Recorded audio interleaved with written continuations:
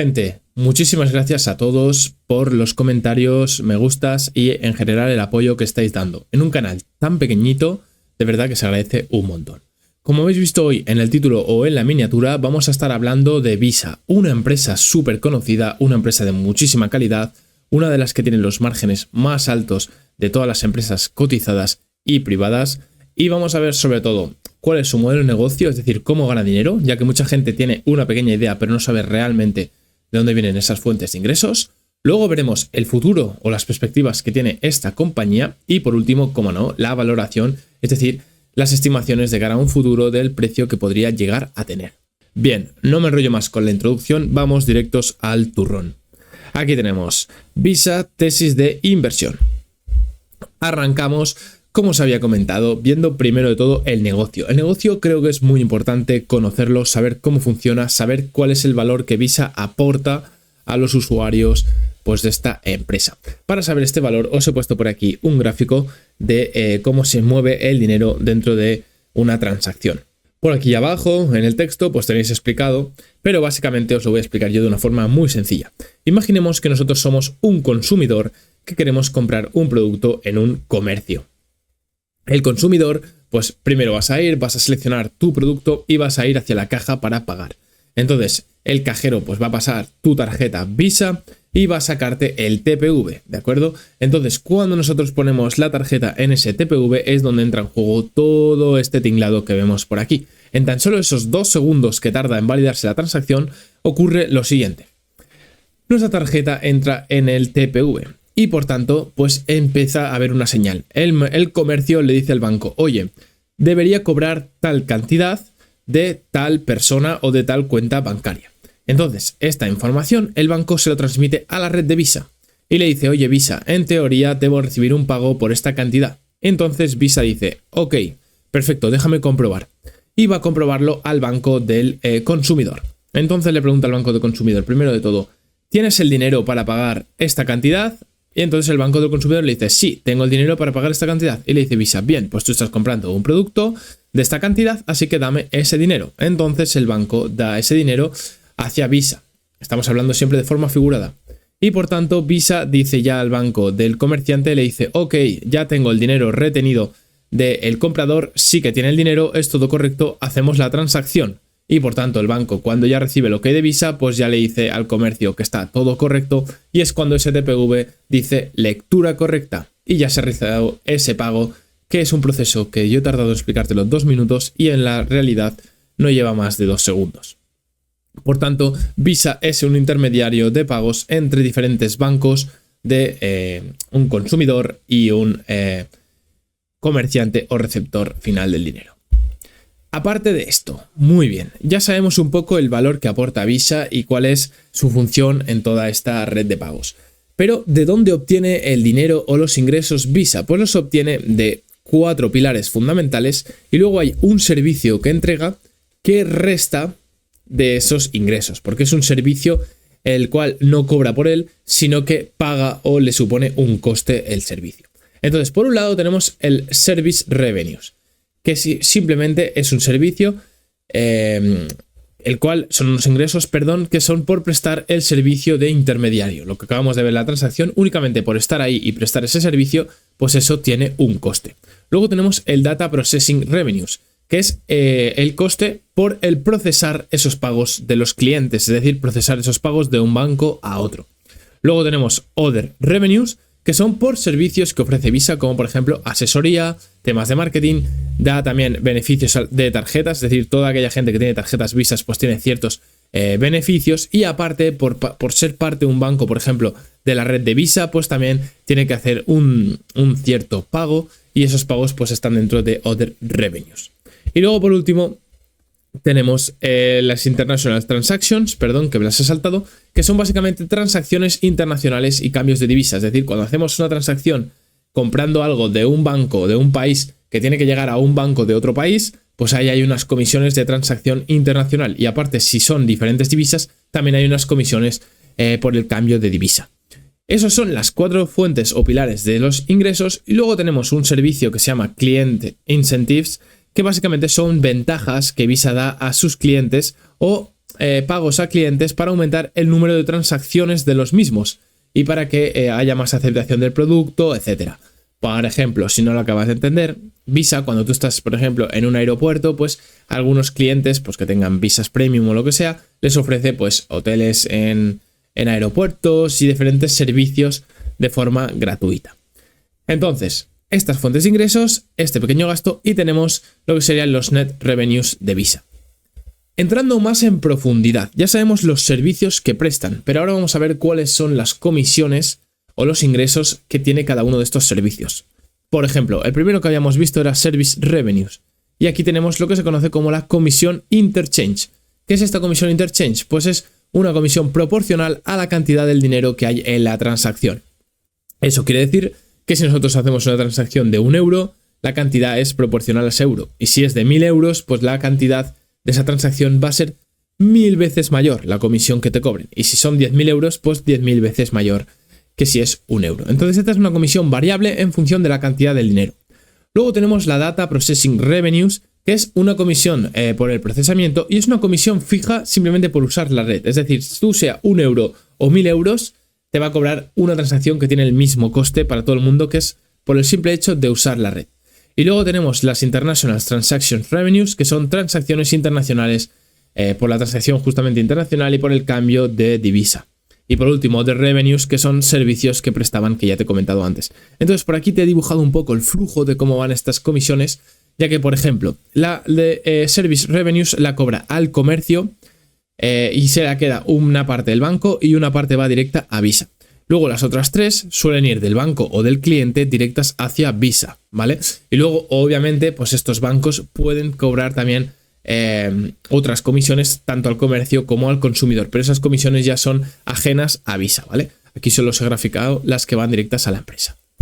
Entonces, hemos visto ya un poco cómo gana dinero y cuáles son las fuentes de ingresos de Visa, ¿no? Sabemos que tiene unas comisiones fijas, unas comisiones variables, que si estamos a tema internacional, pues también hay otras comisiones, pero ahora vamos a ver el futuro de Visa, ¿no? Sabemos que va a integrar, sabemos que va a recibir mucho dinero por las transacciones, pero ¿qué va a pasar de cara a un futuro? Pues bien, el futuro de Visa está simplemente en poder procesar más pagos, es decir, que cada vez pues hayan más pagos en la red. ¿Por qué? Porque ya hemos visto que hay comisiones fijas por cada pago, es decir, si hay más pagos, más comisiones fijas, esa parte del negocio aumenta. Otra forma de incrementar ingresos de Visa es que haya más cantidad de dinero moviéndose en la red, porque hemos visto también que habían comisiones con coste variable, por tanto, a más cantidad de dinero haya entre transacciones, más comisiones va a cobrar y más beneficios para Visa. También es más interesante que haya más entidades en la red, es decir, pues más entidades en la red, quiere decir que da más tarjetas a los usuarios y quiere decir que más usuarios están dentro de la red de Visa. Por tanto, hay más pagos y además seguramente más cantidad de dinero. Y por último, una forma también de incrementar los beneficios de Visa es ofrecer más servicios. Es decir, pues aparte de poder pagar pues con tarjeta de crédito, poder pagar con tarjeta de débito, pues yo que sé, por ejemplo, poner seguros de algún tipo o dar otros servicios que también supongan un coste. Entonces por aquí pues vemos justamente todos estos crecimientos, pues por ejemplo de las tarjetas, ¿no? Como de 2021 habían 3,7 billones, luego pasaron a 4, 4,3, es decir, crecen las entidades que hay en la red, o al menos los usuarios que tienen en ella, luego el volumen de pagos también, el total de la cantidad de pagos, etcétera. Entonces revisamos un poco las perspectivas a futuro de Visa, porque obviamente la empresa lo ha hecho súper bien hasta el momento, pero la pregunta es, ¿lo va a seguir haciendo bien a partir de ahora? Pues eso es el trabajo que nos toca hacer a los inversores. Entonces, os he puesto por aquí, primero de todo, un recuadro donde vemos el mercado de lo que son las transacciones de las tarjetas de crédito. Y vemos que Visa pues tiene la gran mayoría del mercado. Si vemos por aquí un gráfico que tal vez sea más visual, vemos cómo las transacciones son casi el 42% del total de las transacciones mundiales que se realizan son en la red de Visa. Luego tenemos a Mastercard con un 27-28% y luego tenemos pues estas otras que veis por aquí. Entonces, deducimos que Visa es casi la mitad de la red de los pagos totales. Una de las formas que tiene de crecer Visa era, como habíamos dicho, conseguir más clientes en su red. Por tanto, pueden ser más clientes nuevos, es decir, pues gente que no tenía tarjeta de crédito y la pase a tener de golpe, o pueden ser clientes que robemos cota de mercado. ¿Por qué? Porque Visa tiene una ventaja competitiva que es este efecto red. ¿Qué quiere decir? Que a más gente haya en la red, más dinero gana la empresa, pero también a más gente hay en la red, a otra gente le interesa también estar en la red, porque si no, no te pueden hacer pagos. Es decir, si tú eres un comercio y la mayoría de los clientes que vas a tener son de la red de Visa, tú tienes que estar en la red de Visa para poder procesar los pagos de tus clientes. Por tanto, a más gente somos, aún más gente se quiere ir incorporando y por tanto este gigante puede seguir creciendo. Otra forma de crecer de Visa era que creciese el número de pagos que se realizan. Y por eso os he puesto aquí un gráfico donde dice tipos de método de pago diario. Y nos dice, en el 2022 y en el 2023, el dinero en efectivo era un método de pago bastante utilizado por la gente de a pie en España. Luego teníamos la tarjeta de crédito y luego teníamos los dispositivos móviles. Vemos que año tras año más o menos se mantiene igual, incluso hasta el efectivo crecía más como un medio de pago. Entonces, ¿cómo puede crecer Visa de cara a un futuro? Pues obviamente que este efectivo se vaya reduciendo y que la gente cada vez use más la tarjeta de crédito o de débito. Cosa en la cual creo que de cara a un futuro va a pasar, ya que todos los bancos pues ya están teniendo esa idea de transaccionar hacia la moneda digital, que el efectivo vaya poco a poco desapareciendo, etcétera. Y por tanto, Visa se podría beneficiar de ello. Y como vemos por diferentes estadísticas, aún le queda mucho mercado por acaparar para conseguir esos beneficios. Entonces, viendo un montón más de gráficas y estudios, pues no solo de España, sino del mundo entero, podemos estudiar un poco cuál puede ser el futuro de la compañía. Por ejemplo, el tema de los pagos electrónicos a nivel mundial. Pues nos dice aquí que desde el 2020 al 2030 se van a triplicar. Entonces, ahora estamos ya casi llegando a ese 2025, donde el crecimiento pues ha sido de un 82% aproximadamente, pero es que desde 2025 hasta 2030 se espera un crecimiento de un 61% en la industria general. Y por tanto, pues Visa podría tener un crecimiento muy similar, ya que, bueno, básicamente crece igual que la industria o incluso por encima. Y aquí, pues un montón de estadísticas más que podéis ver tanto en esta presentación como en internet para ver cómo evolucionan los sistemas de pago. Entonces, cuanto más electrónicos, más digitales vayan siendo esos sistemas de pago, obviamente, pues más se va a beneficiar Visa de todo ello. Entonces, entrando ya en la última parte del vídeo, es en la valoración. Hemos visto ya el modelo de negocio, cómo gana dinero y hemos visto que tiene buenas perspectivas de futuro. Vamos a ver entonces la valoración y qué cabe de esperar si invertimos en esta empresa. Entonces, viendo las estimaciones de Ticker, vemos que hay bastantes analistas detrás de esta empresa. Eso es porque Visa obviamente es mundialmente conocida y además pues tiene cotiza en Estados Unidos, etcétera, tiene una gran calidad al negocio y por tanto pues hay muchos analistas detrás de ella. Entonces vemos que los ingresos aproximadamente esperados de cara al 2028 son de unos 54 billones. Esas son las ventas totales que tendríamos. Y el beneficio por acción, que realmente es lo que interesa al accionista, sería de unos 17 dólares por acción. Eso es las estimaciones de Ticker, que normalmente suelen ser conservadoras. Aunque yo te digo que ahora voy a enseñarte las mías y lo suelo ser más. Entonces, por aquí un poco el PER al cual ha cotizado la empresa Visa en los últimos 10 años. Entonces, vemos que el PER se ha movido en mínimos de 20 veces o 21 y en máximos de hasta 40 veces. Para hacer una estimación deberíamos estar 25 veces de una forma bastante conservadora y 30 veces que más o menos 28, 30 que se va más o menos a la media de la empresa. ¿Por qué? Porque Visa tiene unos ingresos muy recurrentes, porque Visa es bastante predecible y porque que el negocio de Visa vaya mal es bastante difícil, ya que es muy adaptativa a las diferentes situaciones de mercado. Se comporta bien en tiempos pues, de bull market, se comporta bien en mercados con inflación, se comporta bien en casi todas las situaciones. Por eso, pues que es normal que siempre haya estado relativamente cara. Viendo esto, echamos 4 números, ¿vale? Si vemos que el beneficio por acción estimado del 2028 eran unos 17 dólares, a un PER de 25, ojo, PER bastante conservador, tenemos un precio futuro de 17 por 25, 425 dólares de cara al 2028. 2028, estamos en 2024, ya a mediados, es decir, son 3 años y medio, pero vamos a contar que son unos 4 años. Si entramos el valor actual de Visa, que son 275 dólares, y le decimos que en un futuro va a estar a 425, que esto se va a dar a lo largo de 4 años, tenemos un KGR, es decir, un interés de un 11,5%. Ese podría ser el retorno anual que podríamos conseguir invirtiendo en Visa.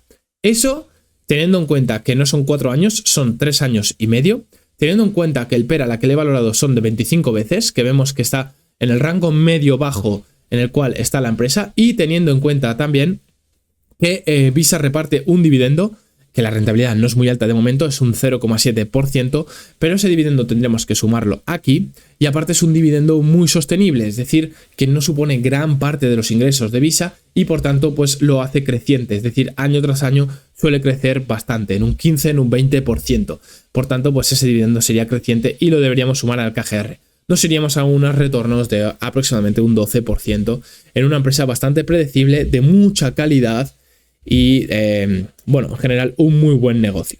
Entonces, aquí está un recorte de mi propia valoración. Como veis, he puesto un crecimiento bastante conservador de un 10% a lo largo de los años.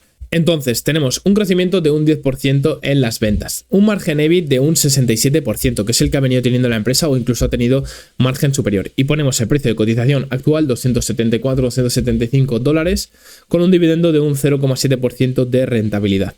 Entonces, ¿cuál es el retorno que nosotros podríamos conseguir con este escenario bastante conservador? Ya que, ojo, a un crecimiento de un 10% es algo muy asequible. Si revisamos el que estimaban los analistas de Ticker, pues ponían que era un 10% en 2025, un 10% en 2026, un 7, y pico en 2027, pero luego un 16% en 2028. Además, Visa también no solo reparte dividendos, sino también recompra acciones. Por tanto, el beneficio por acción crece por encima de lo que crece las ventas. Entonces, si el crecimiento es de un 10% en ventas, el beneficio por acción puede crecer fácilmente a un 12, 13, 15%. Entonces, aquí tengo el beneficio por acción que en 2028 se me iría a $14, siendo muy conservadores. No a estos 17, sino 14. Entonces, aplicando un múltiplo PER, eso sí, un poquito más elevado, vemos que el retorno sería de un 7, un 8, un 9% estando invertidos en esta empresa. Entonces, ¿qué quiere decir esto? Invertir en Visa, obviamente esto no es ningún consejo de recomendación, ni de compra, ni de nada. Pero invertir en Visa es una inversión relativamente segura, que relativamente va a traer pocos sustos, que para mí es una empresa que puedes mantener en la cartera para mantener esa estabilidad y un crecimiento casi prácticamente asegurado. Es decir, no te va a dar retornos de un 15, de un 20%, porque eso, Visa ya es una empresa muy grande y tendría que haber mucha cantidad de pagos y mucha transacción, pero sí que es una empresa que siempre va a estar creciendo. Va a tener nuevos usuarios, va a tener muchos más pagos, además, como cobra comisiones en proporción de cuánto dinero mueve, pues si la inflación va creciendo, eso quiere decir que cada vez los productos son más caros y cada vez la gente por comprar lo mismo va a pagar más. Y como pagas más, la comisión que va a cobrar Visa es más cara. Entonces, Visa va creciendo año tras año simplemente con la inflación, es decir, sin hacer prácticamente nada, crecería también igual. Y por tanto, pues es una inversión que puede salir bien a largo plazo. Es relativamente fácil que salga bien a largo plazo. Invertir por el dividendo también es bastante interesante porque es creciente y bastante sostenible, y por tanto pues desde mi punto de vista es una buena empresa para tener en el radar. A los precios que está actualmente, ¿es una ganga? No, no es ninguna ganga, pero tampoco está cara como tal, es decir, está para mí en su precio medio, en su precio justo, y por tanto pues por ahora me mantendría al margen y observándola qué sucede. Por aquí os he puesto precios. Ahora, si bajase Visa a 240, a 220, a 200, sería para mí una entrada segurísima. Es decir, entraría 100%. Yo tengo Visa ya en cartera, la tengo a 265 o a 260, no recuerdo exactamente. Pero obviamente si bajase a precios de 240 en abajo, pues sí que seguramente ampliaría posición. Y bueno, eso ha sido todo respecto de Visa. Deciros que es una empresa súper seguida y conocida y por tanto tenéis un montón de tesis y de información por internet. Pero por ejemplo, ¿cómo recibían esos ingresos o qué tipos de comisiones habían dentro de la red de Visa? Pues es algo que no es demasiado fácil de encontrar y por tanto pues espero que os haya gustado el vídeo, que os haya aportado valor, que os parezca una empresa interesante y como siempre nos vemos a la próxima.